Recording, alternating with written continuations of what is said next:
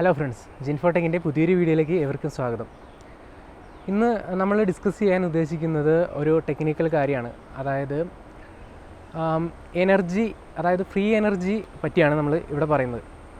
Free energy അല്ലെങ്കിൽ infinite energy.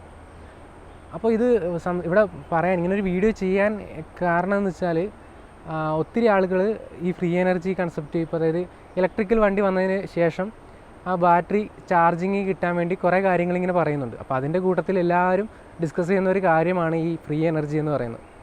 അപ്പോൾ ഇതിനെക്കുറിച്ച് നോക്കിയപ്പോൾ യൂട്യൂബിൽ കുറേ നോക്കിക്കഴിഞ്ഞാൽ ഒത്തിരി വീഡിയോസ് കാണാം. ഫ്രീ എനർജി ജനറേറ്റ് ചെയ്യാൻ പറ്റും.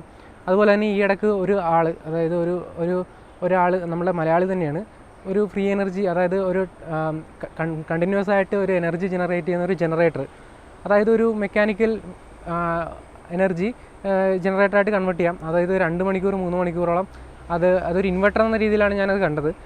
അങ്ങനെ ഒരു വീഡിയോ യൂട്യൂബിൽ വന്നു. അപ്പം ഇതെല്ലാം എങ്ങനെ പോസിബിൾ ആകും, ഇത് പോസിബിൾ ആണോ, അതിനെക്കുറിച്ചാണ് ഇന്നത്തെ വീഡിയോയിൽ നമ്മളിവിടെ ഡിസ്കസ് ചെയ്യുന്നത്. അതിൽ ആദ്യത്തെ കാര്യം എന്ന് പറഞ്ഞാൽ, അതായത് ഒരു നെക്സോണിൻ്റെ EVയുടെ പുറത്ത് ഒരു ടർബൈൻ വെച്ചിട്ട് ആ വണ്ടി ചാർജ് ചെയ്ത് ഇൻഫിനിറ്റായിട്ട് ഓടുമെന്ന് പറഞ്ഞിട്ട് ഒരു ഫേസ്ബുക്ക് ഗ്രൂപ്പിൽ വന്നു. അതുപോലെ തന്നെ അത് വാട്സപ്പ് ഗ്രൂപ്പിലും വന്നു. ഇങ്ങനെ ചെയ്ത് കഴിഞ്ഞാൽ ഈ വണ്ടി നിർത്താതെ നമുക്ക് ഓടിക്കുക എന്നുള്ളൊരു കൺസെപ്റ്റിലാണ് അവർ തുടങ്ങിയത്. അതേപോലെ തന്നെ വണ്ടിയുടെ പിൻഭാഗത്തെ വീല് ഡൈനാമോ ആയിട്ട് ഫ്രണ്ടിലെ മോട്ടറായിട്ടും വർക്ക് ചെയ്ത് ഇൻഫിനിറ്റായിട്ട് ഓടിക്കുക എന്ന് പറഞ്ഞ് മറ്റൊരു പോസ്റ്റും ഞാൻ കണ്ടു. അപ്പോൾ ഇതെല്ലാം കൂടി വെച്ചിട്ടാണ് ഞാൻ ഈ വീഡിയോ ചെയ്യുന്നത്. അപ്പോൾ എങ്ങനെ ഇത് പോസിബിൾ ആവും, ഇത് പോസിബിൾ ആണോ എന്ന് വെച്ചാൽ ഫസ്റ്റ് നമുക്ക് പറയാനുള്ളത് ഇത് പോസിബിൾ അല്ല എന്നുള്ളതാണ്. അതായത് ഈ ഒരു രീതിയിൽ ഇത് പോസിബിൾ അല്ല. പക്ഷേ ഇതിന് പോസിബിലിറ്റീസ് ഉണ്ട്. അതിൽ പല പഠനങ്ങളും നടക്കുന്നുമുണ്ട്.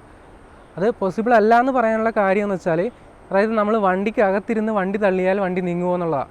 വണ്ടിക്കകത്തിരുന്ന് വണ്ടി തള്ളുന്ന അതേ ഫീൽ തന്നെയാണ് ഈ പറഞ്ഞ എല്ലാ കൺസെപ്റ്റിനും. അത് കൂടുതലായിട്ട് മനസ്സിലാകണമെങ്കിൽ വണ്ടി സ്റ്റാർട്ട് ചെയ്യാനും വണ്ടി ഓടാനും വേണ്ട എനർജി എവിടെ നിന്ന് കിട്ടുന്നു എന്നുള്ളതാണ്. അതായത് പെട്രോൾ അല്ലെങ്കിൽ ഡീസൽ ഒഴിച്ചോടുന്ന മറ്റേ ഗിയറുള്ള വണ്ടി. അപ്പോൾ ഗിയറുള്ള വണ്ടിയിൽ എന്തിനാണ് ഗിയർ സിസ്റ്റം കൊണ്ടുവന്നതെന്നുള്ളൊരു കൺസെപ്റ്റ് നമ്മൾ ആദ്യം മനസ്സിലാക്കണം. അതായത് വണ്ടി ഓടാൻ വേണ്ടി വരുന്ന എനർജി, അതായത് വണ്ടി സ്റ്റാർട്ടിങ്ങിൽ നമ്മൾ എടുക്കുന്ന എനർജി അല്ല, അത് മൂവ് ചെയ്ത് കഴിഞ്ഞിട്ട് അതിന് വേണ്ടി വരിക. അപ്പോൾ നമ്മളുടെ എൻജിന് ഒരു പവറുണ്ട്. അതായത് ഒരു നിശ്ചിത പവർ എൻജിനുണ്ട്. അത് ബൈക്കായാലും കാറായാലും ഏത് വണ്ടിയായാലും ആ എൻജിനൊരു പവറുണ്ട്. അപ്പോൾ ഇനിഷ്യലി വണ്ടി മൂവ് ചെയ്യാൻ നല്ലൊരു ഫോഴ്സ് അല്ലെങ്കിൽ നല്ലൊരു ഫോഴ്സ് അതിന് വേണം. അതായത് ടോർക്ക് എന്ന് പറയും. അത് ടോർക്കും അതുപോലെ തന്നെ പവറും. അപ്പോൾ ഇത് ഇനിഷ്യലി അതിന് മൂവ് ചെയ്യാനുള്ള ഇത് കൂടുതൽ വേണം.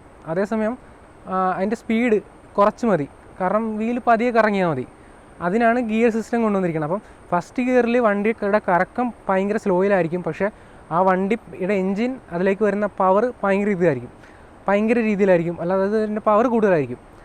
അതേപോലെ തന്നെ നമ്മളുടെ വണ്ടിയുടെ ആ സെയിം RPM, അതായത് എൻജിൻ്റെ RPMൽ വീല് കറങ്ങുക എന്ന് പറയുന്നത് ഏകദേശം 3rd ഗിയറിൽ പോകുമ്പോഴാണ്. അതായത് 3rd ഗിയർ ആയിരിക്കും മിക്ക വണ്ടിക്കും. അതായത് 5 ഗിയറുള്ള വണ്ടിയാണെങ്കിലും 4 ഗിയർ ആണെങ്കിലും 3rd ഗിയർ ആയിരിക്കും വണ്ടിയുടെ RPM വീലിൻ്റെ RPM ഏകദേശം ഈക്വലായിട്ട് കറങ്ങുക. അതിന് മേളിലേക്ക് വരുമ്പോൾ വണ്ടിയുടെ എൻജിൻ്റെ RPM വീലിൻ്റെ RPM കൂടുതലോ അല്ലെങ്കിൽ കുറവായിരിക്കും. അപ്പം ഈ കൺസെപ്റ്റ് മനസ്സിലാക്കി ഇത് എന്തിനാണ് ഇങ്ങനെ ചെയ്തതെന്ന് വെച്ചാൽ, ഫസ്റ്റ് വണ്ടി സ്റ്റാർട്ട് ചെയ്യാനുള്ള ഫോഴ്സ് കൂടുതലാണ്. അപ്പോൾ നമുക്കൊരു ചിന്ത വരും, നമുക്കിങ്ങനെ 1 2 3 4 5 6 7 അങ്ങനെ മേളിലേക്ക് പല ഗിയർ ഉണ്ടെങ്കിൽ അത്രയും സ്പീഡിൽ വണ്ടി ഓടിക്കാമല്ലോ. അങ്ങനെ വരുമ്പോൾ നമുക്ക് എനർജി, അതായത് എൻജിൻ്റെ എനർജി എഫിഷ്യൻ്റ് ആക്കാമല്ലോ എന്നുള്ളൊരു ചിന്ത എല്ലാവർക്കും വരും. പക്ഷേ അങ്ങനെ പോസിബിൾ അല്ല. കാരണം വണ്ടിയുടെ മൂവ്മെൻറ്റ് ഒരു 40 കിലോമീറ്റർ മേളിലേക്ക് വന്നു കഴിയുമ്പോൾ വണ്ടിക്ക് പിന്നെ എയറിനെ കൂടി തള്ളി നീക്കിയിട്ട് വേണം വണ്ടിക്ക് മുന്നോട്ട് പോകാൻ. അപ്പോൾ ആ എയറിനെ തള്ളി നീക്കാനുള്ള പവർ കൂടി എൻജിൻ കൊടുക്കണം. അങ്ങനെ വരുമ്പോഴാണ് ഒരു 5 ഗിയർ അല്ലെങ്കിൽ 4 ഗിയർ എന്ന് പറഞ്ഞിട്ട് ലിമിറ്റ് ചെയ്യുന്നത്. അപ്പോൾ വണ്ടിയുടെ എൻജിൻ്റെ പവർ മാക്സിമം ഉപയോഗിച്ച് വണ്ടിക്ക് മൂവ് ചെയ്യാം. അതായത് വണ്ടി മൂവ് ചെയ്യാന്ന് വെച്ചെന്നാൽ അത് ഫ്രിക്ഷനുണ്ട്, ടയറിൻ്റെ ഫ്രിക്ഷനുണ്ട്, എയർ ഫ്രിക്ഷനുണ്ട്. ഇതെല്ലാമാണ് മൂവിങ് ആയിട്ടുള്ളൊരു വണ്ടിക്ക് വേണ്ടി വരുന്ന ഫോഴ്സ്. അതേസമയം നിർത്തിയിട്ടിരിക്കുന്ന ഒരു വണ്ടിക്ക് ആ വണ്ടീനെ ഒരു സ്പീഡിലേക്ക് എത്തിക്കാൻ വേണ്ടി കൂടി ആ എൻജിൻ ഫോഴ്സ് കൊടുക്കണം. ഇലക്ട്രിക്കൽ വണ്ടിയിലേക്ക് വരുമ്പോൾ ഇതേ അവസ്ഥ തന്നെയാണ്. അതായത് എൻജിൻ എന്ന് പറയുന്നത് മാറി അവിടെ ഒരു മോട്ടറാവും, ബാറ്ററിയാണ് എനർജി സ്റ്റോർ ചെയ്യുന്നത്. മറ്റേത് പെട്രോളാണ്. പെട്രോൾ കത്തിയിട്ട് അതിൻ്റെ ഹീറ്റിൽ നിന്ന് ടർബൈൻ കറങ്ങി അങ്ങനെ ഒരു രീതിയിലാണ് വരുന്നത്. അപ്പോൾ അവിടെ കുറച്ച് എനർജി ലോസ് ഉണ്ട്. ഇവിടുത്തെ കേസിൽ അത്രയും എനർജി ലോസ് ഇല്ല. അതുകൊണ്ട് തന്നെ കുറച്ചുകൂടി എഫിഷ്യൻ്റ് ആണ് ഇലക്ട്രിക്കൽ വെഹിക്കിളിലേക്ക് വരുമ്പോൾ ഈ ബ്രേക്കിംഗ് സമയത്ത് ആ എനർജീനെ തിരിച്ച് ബാറ്ററിയിലേക്ക് കയറ്റാം എന്നുള്ളൊരു കൺസെപ്റ്റ് ഉണ്ട്. അതുകൊണ്ട് തന്നെ അവിടെയും കുറച്ച് എനർജി നമുക്ക് റീസ്റ്റോർ ചെയ്യാൻ പറ്റും. ഈ ഒരു പോസിബിലിറ്റി നമ്മുടെ ഇലക്ട്രിക്കൽ അതായത് നമ്മുടെ പെട്രോൾ ഒഴിച്ച് വിടുന്ന വണ്ടിയിലില്ല. കാരണം ബ്രേക്കിംഗ് ചെയ്യാൻ നേരത്ത് തിരിച്ച് പെട്രോൾ ആക്കാനുള്ള ഒരു പോസിബിലിറ്റി ഇല്ല. കാരണം അവിടെ കെമിക്കൽ റിയാക്ഷൻ, അതായത് ബേൺ ചെയ്തിട്ട് ആ ഒരു രീതിയിലാണ് വർക്ക് ചെയ്യുന്നത്. ഇവിടെ നേരെ ബാറ്ററി റീചാർജബിൾ ബാറ്ററി ആയതുകൊണ്ട് തിരിച്ച് റീചാർജ് ചെയ്യാം. ഇനി നമ്മൾ ഡൈനാമോ അവിടെ യൂസ് ചെയ്താലുള്ള കുഴപ്പം എന്താണെന്ന് പറയാം. അതായത് നമ്മൾ ഈ ജനറേറ്റർ വർക്ക് ചെയ്തിട്ടുള്ളവർക്ക് അറിയാം. അതായത് നമ്മളുടെ ഈ പരിപാടികൾക്കും അങ്ങനെയുള്ള കാര്യങ്ങൾക്ക് വേണ്ടി ജനറേറ്റർ വർക്ക് ചെയ്തിട്ടുള്ളവർക്ക് അറിയാം. അതായത് ജനറേറ്റർ സ്റ്റാർട്ട് ചെയ്ത് ഒരു ലോഡ് അതിലേക്ക് കൊടുത്തു കഴിയുമ്പോഴേക്കും അതിൻ്റെ സൗണ്ട് വേരി ചെയ്യും. അതായത് ഒരു ജനറേറ്റർ, ഒരു നല്ല സ്പീഡിൽ കറങ്ങുന്ന ജനറേറ്റർ ഒരു ലോഡ് ഉള്ളപ്പോഴും അത് ഫ്രീ ആയിട്ട് കറങ്ങുമ്പോഴും രണ്ട് രീതിയിലായിരിക്കും വർക്ക് ചെയ്യുന്നത്. അതിൻ്റെ സ്പീഡ് വേരി ചെയ്യും. അപ്പോൾ ഇത് എങ്ങനെ സംഭവിക്കുന്നത് വെച്ചാൽ, ഈ ലോഡ് വരുമ്പോൾ മാത്രമാണ് അവിടെ ഒരു എനർജി കൂടുതൽ, അതായത് കൂടുതൽ പെട്രോൾ അല്ലെങ്കിൽ കൂടുതൽ ഡീസൽ ആ ജനറേറ്റർ യൂസ് ചെയ്യുന്നത്. ഇതേ കൺസെപ്റ്റിനെ നമ്മൾ വണ്ടി എ സി ഇട്ട് ഒരു കയറ്റം കയറുമ്പോൾ നമുക്കത് ഫീൽ ചെയ്യും. ഇത് എ സി ഇടാതെ, അത് പഴയ വണ്ടിയുടെ കാര്യം പറയുന്നത്, എ സി ഇട്ടിട്ട് വണ്ടി കയറ്റം കയറുമ്പോൾ ചിലപ്പോൾ കയറാതെ വരും. അപ്പോൾ എ സി ഓഫ് ചെയ്തിട്ട് നമ്മൾ കയറേണ്ടി വരും. അപ്പോൾ അവിടെ ഒരു ലോഡ് അവിടെ വന്നിട്ടുണ്ട്. അപ്പം ഇതേ രീതി തന്നെ നമ്മൾ ഇലക്ട്രിക് വെഹിക്കിൾ റീജനറേഷൻ നടക്കുമ്പോൾ, അതായത് വണ്ടി പിന്നോട്ട് വലിക്കും, അതായത് ഒരു ബ്രേക്കിംഗ് അവിടെ സംഭവിക്കും. അപ്പോൾ നമ്മൾ ഒരു ഇലക്ട്രിക്കൽ വെഹിക്കിളിൻ്റെ ബാക്കിൽ കൊണ്ട ഒരു ഡൈനാമോ ഘടിപ്പിച്ചിട്ട് അതിൻ്റെ എനർജി ഉണ്ടാക്കാൻ നോക്കിയാൽ സ്വാഭാവികമായിട്ടും ആ ലോഡ് കൂടി എടുത്തിട്ടായിരിക്കണം ആ മോട്ടർ വർക്ക് ചെയ്യിക്കേണ്ടത്. പിന്നെ നിങ്ങളൊരു കാര്യം മനസ്സിലാക്കണം, ഈ റീജനറേഷൻ ഉള്ള വണ്ടികൾക്കാണെങ്കിലും ആ വണ്ടി മൂവ് ചെയ്യിക്കാൻ എടുക്കുന്ന എനർജിയുടെ 80% വരെ മാക്സിമം അറ്റ് പീക്ക് പോയാൽ 80% വരെ തിരിച്ച് എനർജി ആയിട്ട് ബാറ്ററിയിലേക്ക് റീസ്റ്റോർ ചെയ്യാൻ പറ്റുള്ളൂ. അവിടെയും ലോസ് ഉണ്ട്. അപ്പോൾ ഈ ലോസും ഇതെല്ലാം കൂടി കൺസിഡർ ചെയ്താൽ ഈ എനർജി കൺസർവേഷൻ എന്ന് പറഞ്ഞൊരു തിയറി ഉണ്ട്. അതായത് എനർജി ഒരിക്കലും നിർമ്മിക്കുവാനോ നശിപ്പിക്കുവാനോ പറ്റില്ല. പകരം അത് ഒരു രീതിയിൽ നിന്ന് വേറെ രീതിയിലേക്ക് മാറ്റാൻ സാധിക്കും. അപ്പോൾ അതുപോലെ തന്നെ വേറൊരു കാര്യം മനസ്സിലാക്കണം, ഒരു അനങ്ങാതിരിക്കുന്ന ഒരു സാധനത്തെ അനക്കാൻ നമുക്ക് എനർജി വേണം. പക്ഷേ അത് മൂവ് ചെയ്തിരിക്കുമ്പോൾ അതുപോലെ തന്നെ അത് സ്റ്റോപ്പ് ചെയ്യാനും നമുക്ക് എനർജി വേണം.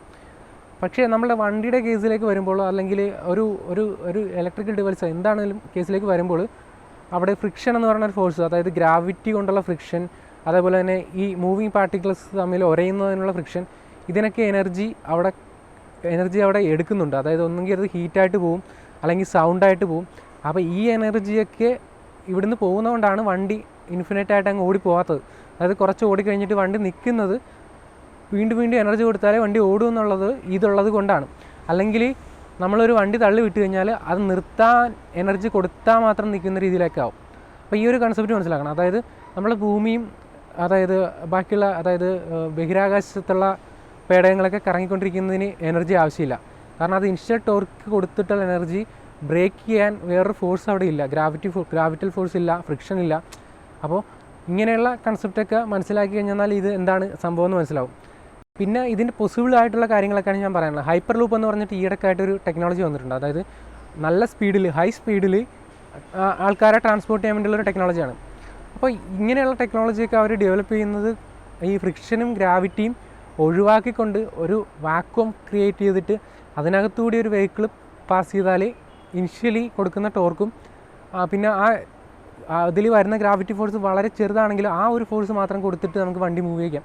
അല്ലെങ്കിൽ ഒരു പാർട്ടിക്കിൾ, അതൊരു ഐറ്റം മൂവ് ചെയ്യാം. അങ്ങനെ മൂവ് ചെയ്തിട്ട് വർക്ക് ചെയ്യാം.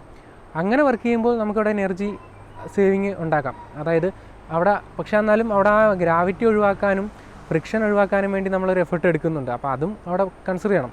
പിന്നെയുള്ള പോസിബിലിറ്റി വെച്ചെന്നാൽ നമ്മൾ അപ്പർ എയറിലേക്ക് പോയി കഴിഞ്ഞാൽ, അതായത് നമ്മൾ ബഹിരാകാശത്തേക്ക് പോകാനുള്ള ദൂരം, അതായത് നമ്മൾ വീണ്ടും ഇവിടുന്ന് ബഹിരാകാശത്തേക്ക് സഞ്ചരിച്ചിട്ട് അവിടെ നിന്നിട്ട് മൂവ് ചെയ്യാൻ പിന്നെ നമുക്ക് എനർജി കണ്ടിന്യൂസ് ആയിട്ട് വേണ്ട, സ്റ്റാർട്ടിങ് ടോർക്ക് മാത്രം മതി. അതായത് ഒരു പാർട്ടിക്കിൾ, അതായത് ഇപ്പോൾ ഒരു ഉപഗ്രഹം നമ്മൾ തള്ളി വിട്ട് കഴിഞ്ഞാൽ അതിങ്ങനെ മൂവ് ചെയ്യേണ്ടേയിരിക്കും.